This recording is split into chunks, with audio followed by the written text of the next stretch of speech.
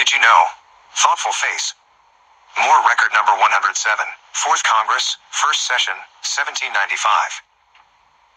Now read resolution number 75, below PDF, out of Journal of Representatives in Philadelphia. Keep in mind Philadelphia was the first capital for the United States of America, as taught in public school. After Benjamin Bannekar designed the White House in D.C., the capital was moved there. Moors have sufficient documented proof of who they are, and who they are not. Those Moors in Philadelphia don't have to go very far to reference an acknowledgement, noted, and recorded in 1933. As it relates to Benjamin Banneker, 1731 to 1806. Benjamin Banneker was a largely self-educated mathematician, astronomer, compiler of almanacs and writer. Who was Benjamin Banneker? Thoughtful face. A free black man who owned a farm near Baltimore, Benjamin Banneker was largely self-educated in astronomy and mathematics. He was later called upon to assist in the surveying of territory for the construction of the nation's capital. He also became an active writer of almanacs and exchanged letters with Thomas Jefferson, politely challenging him to do what he could to ensure racial equality. Early years. Born on November 9, 1731, in Ellicott's Mills, Maryland, Banneker was the son of an ex-slave named Robert and his wife, Mary Banneker.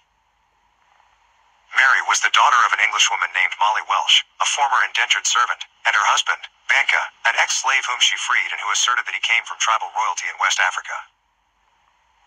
Because both of his parents were free, Benjamin escaped the wrath of slavery as well. He was taught to read by his maternal grandmother and for a very short time attended a small Quaker school. Banneker was primarily self-educated. His early accomplishments included constructing an irrigation system for the family farm and a wooden clock that was reputed to keep accurate time and ran for more than 50 years until his death. In addition, Banneker taught himself astronomy and accurately forecasted lunar and solar eclipses. After his father's passing, he ran his own farm for years, cultivating a business selling tobacco via crops. Interests in astronomy and surveying. Banneker's talents and intelligence eventually came to the attention of the Ellicott family, entrepreneurs who had made a name and fortune by building a series of grist mills in the Baltimore area in the 1770s. George Ellicott had a large personal library and loaned Banneker numerous books on astronomy and other fields. In 1791, Andrew Ellicott, George's cousin, hired Banneker to assist in surveying territory for the nation's capital city.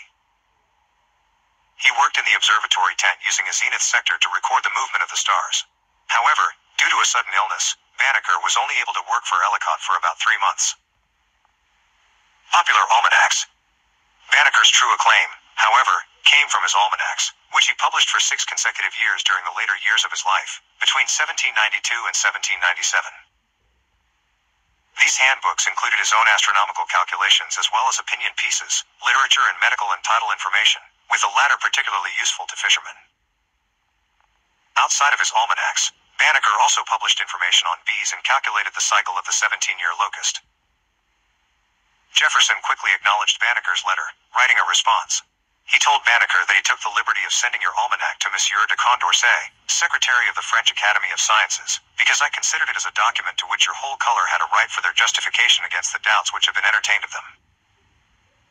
Banneker published Jefferson's letter alongside his original piece of correspondence in his 1793 almanac.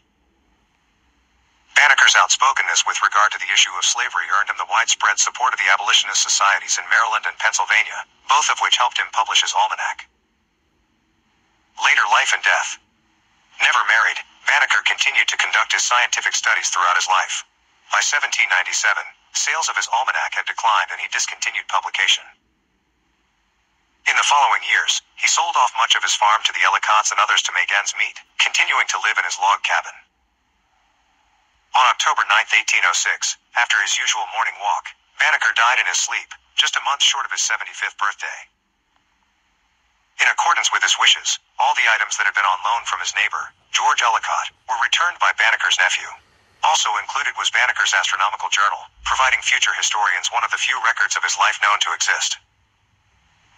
On Tuesday, October 11th, at the family burial ground a few yards from this house, Benjamin Banneker was laid to rest. During the services, mourners were startled to see his house had caught on fire, quickly burning down.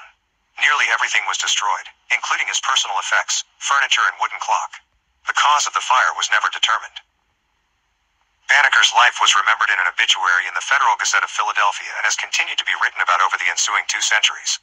With limited materials having been preserved related to Banneker's life and career, there's been a fair amount of legend and misinformation presented.